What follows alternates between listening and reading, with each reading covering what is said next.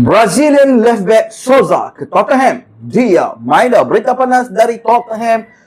Souza, pemain pertahanan kiri Brazil, kini telah pun bersetuju untuk meninggalkan Santos dan menyertai Tottenham Hotspur dengan serta-merta. Semua pihak telah mencapai persetujuan dan ini menandakan satu langkah pertama Spurs untuk memperkuatkan skuad mereka pada tahun 2026. Souza dijangka akan terbang ke London dalam masa terdekat untuk menandatangani kontrak selama 5 tahun bersama Tottenham. Yuran perpindahan telah pun dipersetujui antara kedua-dua kelab. 15 juta euro akan dibayar kepada Santos dan semua terma pribadi juga sudah pun dilengkapkan dan juga dicapai bersama. Ini akan menjadikan Souza pemain pertama Tottenham pada tahun 2026 dan dijangka akan memberi impak segera di bahagian kiri pertahanan Spurs. Dan Spurs kini jelas sedang memilah satu projek jangka panjang dengan kehadiran pemain muda seperti Souza membuktikan mereka serius untuk terus bersaing di dalam Liga Perdana Inggeris dengan semua persetujuan selesai dan penerbangan ke Eropah dijadualkan.